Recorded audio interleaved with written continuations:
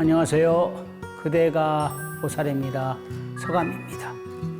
여러 차례 죽을 고비에서 살아남는 것을 구사일생이라는 표현을 하죠.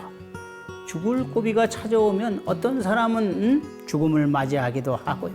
또 어떤 사람은 살아남습니다.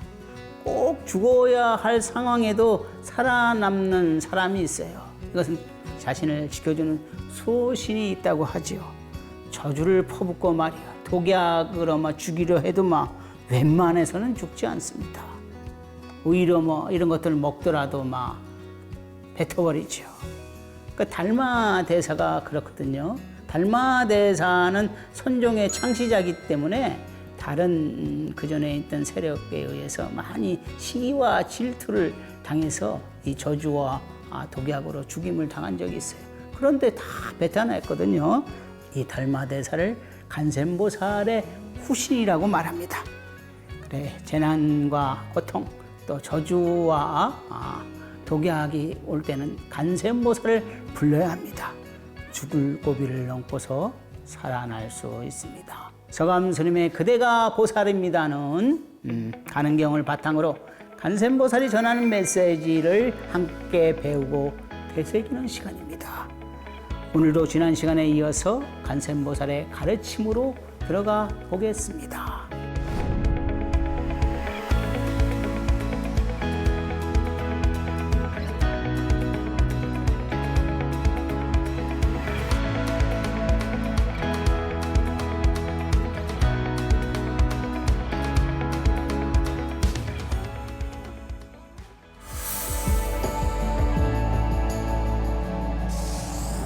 오늘 공부할 27강의 주제는 구사일생입니다.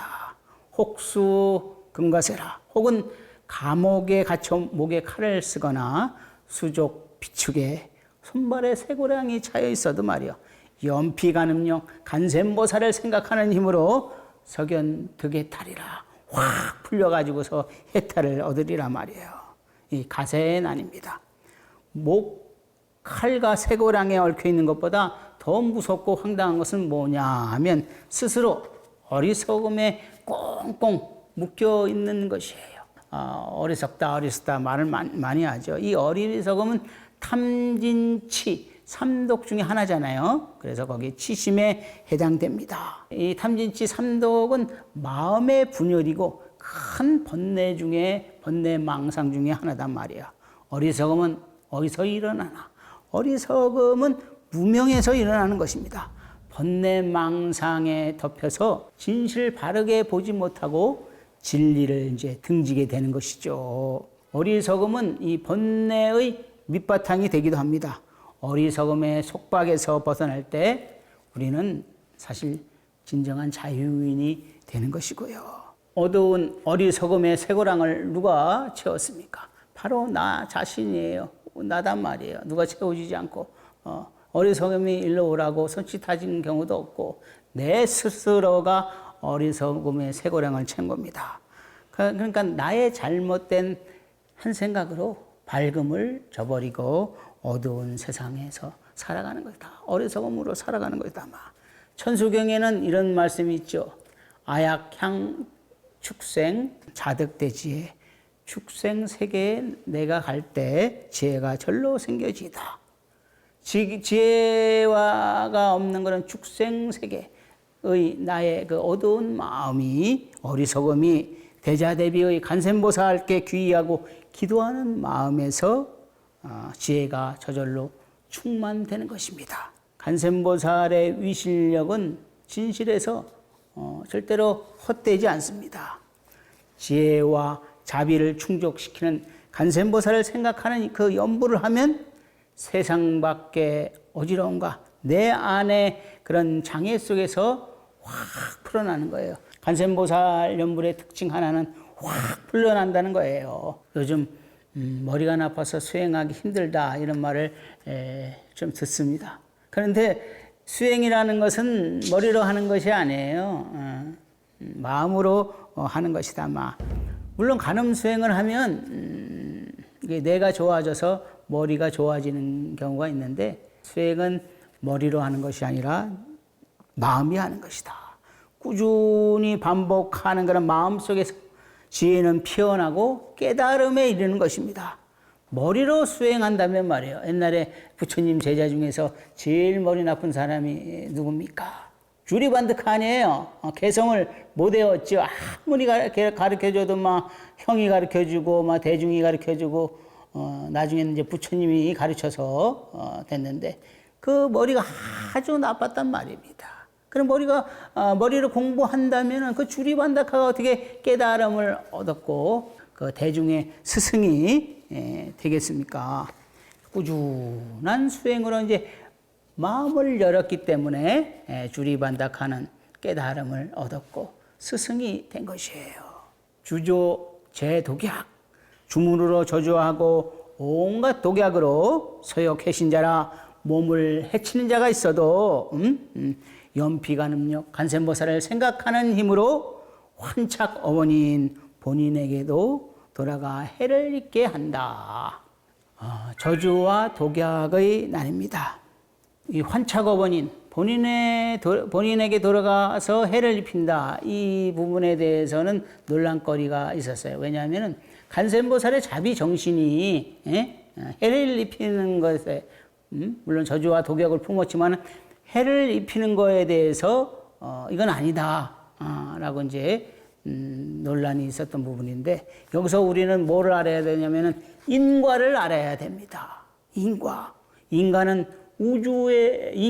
진리고 우주의 법칙입니다. 그래서 한 번 지어놓은 것은 어디 가지 않는다고 그러잖아요. 부처님께서도 우기 때 한 번 지어놓은 것은 어쩔 수 없다 하면서 말먹이 보리, 말이 먹는 그 보리를 잡수셨어요. 인간은요 우주의 진리단 말이에요. 그리고 이 세상을 살아가는 이치고 진리단 말이에요. 불교가 불교다울 수 있는 것이 바로 인과와 인연법이거든요. 그래서 인과를 안 믿는 분도 계시지만은 불자라면 인과를 믿으셔야 해요. 그래야 진리를 믿는 거고 불교를 믿는 것처럼 인간은 가장 강력하다 이 말이에요.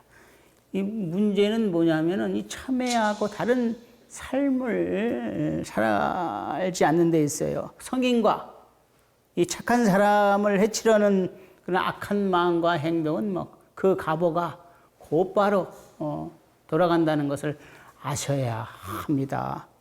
간사음보살을 칭명한 사람은 착한 사람이에요. 선남자, 선녀인이 있잖아요. 바로 이 불교 경전에서 나온 그런 선남자, 선녀인이다. 이 착한 사람한테 간센보살 또 칭명하는 자는 간센보살의 마음을 받고 간센보살의 가피력, 그런 자비심 이런 것을 이어받은 분들이단 말이에요. 그래서 인간간음이라고 하고 간음 수행자라고 하죠. 이런 훌륭한 수행하는 분들께 저주와 독약을 내리는 것은 주는 것은 먹게 하게 하는 것은 가보가 곧바로 오는 것과 같다. 우리 잘 알죠? 부처님의 제자 중에 부처님을 해치려는 자, 부처님을 해치려는 제자가 누구예요? 대바다타 아니에요? 대바다타. 술 먹인 코끼리로 부처님을 해치려고 하고 바위를 굴려서 부처님의 발에 피해를 내게 하고 결국은 해치려고 했는데 어떻게 됐습니까? 결과는 대바다타가 산채로 지옥에 떨어졌잖아요. 이렇게 훌륭하고 수행자 이런 분들에게 해를 끼치는 일은 곧바로 가보가 온다는 것을 아셔야 됩니다. 옛날 살찰 주지스님이 한 남자에게 논을 임대를 했습니다. 임대한 이 남자는 또 열심히 농사를 지어가지고서 풍년이 이루어졌죠. 근데 이 풍년이 이루어졌으면 이 쌀을 어느 정도 절에 올려야 되는데 이 사람이 욕심이 많았나 봐요. 쌀을 올려주지 않는 거예요. 그런데 이 남자가 이 주지신음을 좀 가볍게 받는지 말이에요. 몇 년이 지나고 나서 그 논을 임대한 논을 자기 거라고 우기는 거예요. 그러다가 어느 날 주지신음과 이 남자가 크게 논에 대해서 다툼이 생겼던 겁니다. 그런데 이 주주신임은 숨은 천진도인이에요. 천진도인인데 천진도인이나 도인이나 뭐 수행을 잘하는 분들은 이런 그 호법신들이 옆을 지켜줍니다. 그래서 이 호법신들이 그날 저녁 밤에 이 남자를 피를 토하게 죽게 만들었습니다. 수행자를 잘 대줘야 합니다. 그래야만 한국 불교가 다시 살아날 수가 있어요. 불교 스님이 열심히 해야 되고 잘 해야 하는 것은 뭐냐면은 수행이에요. 요즘에 수행보다 사회 이슈가 되고 말이요. 쟁점이 되는 것을 하는 스님들이 많습니다. 그래야만 만인이 따르고 인기가 있고 사람도 끌고 그 나쁜 것만은 아니에요. 사실은 포교할 수 있는 그런 거예요. 포교할 수 있는 거 열심히만 잘하면. 그러나 수행은 저버리고 말이요. 오로지 그것에만 맺히면 주는 버리고 객을 선택한 거예요. 자, 가수는 노래를 잘 불러야 하죠. 그래 우리는 가수라고 그러잖아요. 또 연기자는 연기를 잘해야 됩니다. 가수가 노래는 안 부르고 있는 것에만 매달리면, 연기자가 연기를 하지 않고 돈 버는 것에만 매달리면 그건 주를 하는 것이 아니에요. 우리 스님들도 주는 수행이라고 생각하셔야 합니다.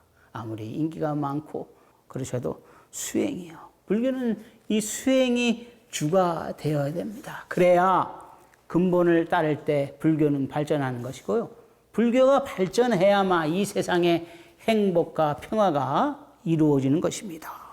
제가 절집안에서 제일 실망했던 부분은 뭐냐 하면 한때 너무 실망스러워서 도망치기도 하고 또 다투기도 하고 그랬는데 제일 실망스러운 부분은 뭐냐? 다 그런 것은 아닙니다. 다 그런 것은 아닌데 이 절집안에서 돌아가는 추세가 수행 쪽이 아니라 다른 쪽으로 자꾸 흘러가는 거 보고서 많이 실망을 했죠.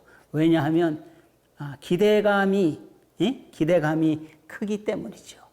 큰 기대를 먹고 들어왔는데 바라본 절집안은 그것이 아니기 때문에 그랬던 거예요. 그 큰 실망 중에 하나가 바로 수행이었던 겁니다.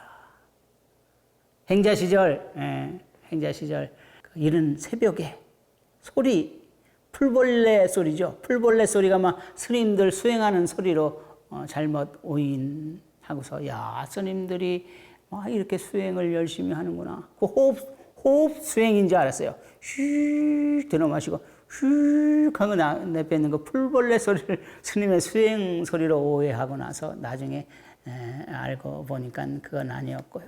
그러니까 수행이 나의 생각처럼 그렇게 열심히 하는 것은 아니에요. 그래서 사실 저도 좀 창피하기도 하고요. 그렇게 부처님처럼 열심히 한 수행자는 없어요. 한 분 계시는데 그분은 어떤 분이냐면 부처님이에요. 부처님처럼 열심히 하는 분은 부처님뿐이 안 계시죠. 저처럼 수행하는 사람은 저뿐이 없고요. 제가 왜 큰 실망을 가졌냐 하면은 크게 기대를 많이 했기 때문에 그리고 불교에 처음 입문한 것은 여러 가지 계기가 있었지만 한편의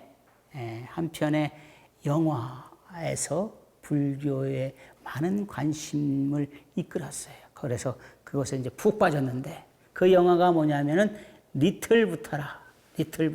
지금도 생각이 나요. 그 라마 분 생각이 나고 제자 생각이 나고 부처님 키아누 리브스 주연의 리틀부터라 말이에요. 키아누 리브스는 불자는 아니잖아요. 그래도 그 모습이 아주 부처님처럼 좋아서 마지막 성도 전에 마라와 싸운 장면과 그 마라와 싸운 장면 뒤에 자신과 고타마 시다르타 자신과 악수하는 장면에서 그 자기 자신을 이기고 나왔을 때 자신의 모습에서 마라의 모습으로 바뀌었거든요. 거기에서부터 이제 마라를 이겼기 때문에 자신을 이겼기 때문에 이제 부처님이 되는 것이죠. 수많은 불꽃이 화살이 불화살이 연꽃으로 표현하고 거기에 앉으면서 큰 일원상이 새겨지면서 이제 부처님이 성도를 하셨거든요. 거기에 이제 저의 환희심이 나고 모든 것이 그 속으로 빨려 들어가서 그 장면은 사실 수없이 봤어요. 수없이 봐서 내가 출가를 하면 반드시 깨달음으로 또 해야 되겠다. 깨달음을 얻기 위해서 해야 되겠고. 그전에도 수행에도 관심이 있었고, 깨달음에도 관심이 있었기 때문에 저는 그 길을 선택한 거예요. 그런데 이제 막상 이 절집안에 들어와서 보니까 이 깨달음에 관심을 갖는 분이 그렇게 많지는 않으시더라고요. 물론 제가 다 보지도 않고 선방에도 다 가지지 않았지만은 제가 만나본 저 인연이 밖에서 그런지 몰라도 제가 만나본 분들에는 깨달음에 대해서 또 깨달음에 가다가 중도에 포기한 그런 스님도 계셨고 그래서 저는 무소의 촛불처럼 홀로 간 거예요. 제 생각과 비슷하고 같은 생각이 없기 때문에 있는 스님이 없기 때문에 저는 제 스스로의 길을 홀로 떠났던 거예요. 홀로 떠났던 길이 이 간음이었고 간음은 제가 가만히 돌이켜보면 간음은 어렸을 때도 제가 간음 수행을 해왔고 또 지금은 제 생각이지만 전생에서부터 이어진 수행이 바로 간음 수행이구나. 그래서 사실 저는 이 간음 수행에 대해서 한다고 표현을 하지 않았어요. 제가 포교당 하고 나서부터 이제 본격적으로 이제 간음 수행을 한다고 얘기를 했지만 안 해요. 스님이 간음 수행을 한다면 이상하게 생각을 해서 그렇죠. 근데 그 스님들은 제가 여기서 분명히 말씀드리는 것은 그 스님들은 절대로 수행의 체험을 얻지 못하더라고요. 저는 저 홀로 저도 이제 자만할 때가 있었죠. 같이 수행을 하면 그 남들 다른 스님보다 물론 그 표현해 내지는 않았지만은 그 경지가 올라갔기 때문에 그런데 간음 수행을 우습게 보고 그런 수행을 뭐하러 하냐 기복이다 간음 주력이라 이렇게 말하는 스님들은 자기 수행 안에 갇히게 되더라고요. 수행 안에 갇히게 되면은 올라가지 못해 일로 상승이 안 된다 이 말이에요. 그래서 저는 모든 것을 감내하고 꿋꿋하게 이제 저의 길을 왔던 거예요. 와서 이렇게 이제 여러분한테 간음 수행이 훌륭하다, 수승하다. 왜? 내가 느껴봤으니까는. 그리고 이 수행은 이론적으로 하면 안 됩니다. 수행이라는 것은 이론이 아니거든요. 학문 많이 써봤자 간음의 유실력을 받지를 못해요. 오로지 간센보살 칭명하는 거. 그래서 제가 자꾸 칭명하는 것이고 그래야 이제 간음 위실력을 이어받을 수 있고 간음 위실력을 이어받을 때 바로 간음 행자가 되는 것이고 간센보살의 마음을 받는 것이고 간센보살이 나를 세세생생 나를 지켜주는 것이고 그런 것이다 이 말이에요. 그래서 이 간음 수행은 제가 해본 수행 중에 저는 외도 수행도 했어요. 외도 단전 호흡이라고 하는 그런 외동 수행도 해봤는데 그 외도 수행은 제가 출가해서 행자 생활까지 했어요. 인체 부양이라고 하는 인체 부양이라고 하는 그런 것까지도 체험했는데 그 행자 때 행자실에서 이렇게 단전 호흡을 했어요. 거기서는 이제 행공이라고 그러죠. 행공을 하는데 천둥 번개가 팍팍 치더라고요. 그런 좋고 고요하고 공기가 좋은 데서 하면은 단전 호흡이 잘 되는데 그때 이제 이상한 경험을 하게 됩니다. 뭔 경험이냐면은 이 동전만한 시퍼건 것이 이 단전에서부터 막 하단전에서부터 쭉 하고 올라가더라. 여기 중단전이라 그러거든요. 여기까지 딱 올라오더라. 그때 한 생각이 나는 거, 이거 계속 하다가는 큰일 나겠다 해가지고 멈춰버렸어요. 그래서 저한테는 호흡 수행이 없어요. 무의식 호흡이라. 의식적으로, 무의식적으로 호흡하는 수행을 하고 공부의 중심인 간센보살에만 중점을 두는 수행을 하고 왔습니다. 이렇듯 불교나 스님은 수행이 중요합니다. 열심히 수행하는 것이 스님들의 또 불교에 해야 할 일이고요. 수행의 힘을 얻어서 그것을 나눠주는 것이 바로 스님이고 보살입니다.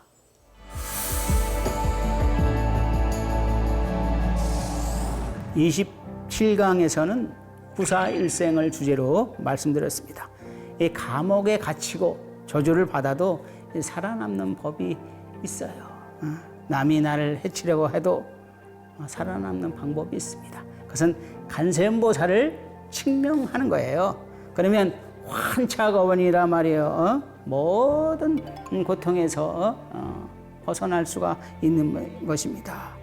이는 곧바로 또 인가로 이어지는 것이고, 간센보살을 부르는 것의 힘은 묘한 힘을 가지고 있어요. 그래서 가는 묘지라고 하는 것이고요. 간센보살을 부르는 자는 간센보살의 마음과 간센보살의 소를 이어받는 그런 인간 가름이에요. 이러한 훌륭한 수행자에게 저주와 독약을 퍼붓는 것은 곧바로 인가가 가는 것과 같습니다. 서감 스님의 그대가 보살입니다를 통해서 이 소중한 인연 속에서 내 안에 간센보살을 만나고 스스로 간세음의 마음으로 살아가면서 세상에 자비의 빛을 전하시길 바랍니다. 다음 시간에는 정신만 바짝 차려라 라는 주제로 함께 공부하겠습니다. 오늘도 귀한 시간 내주셔서 고맙습니다.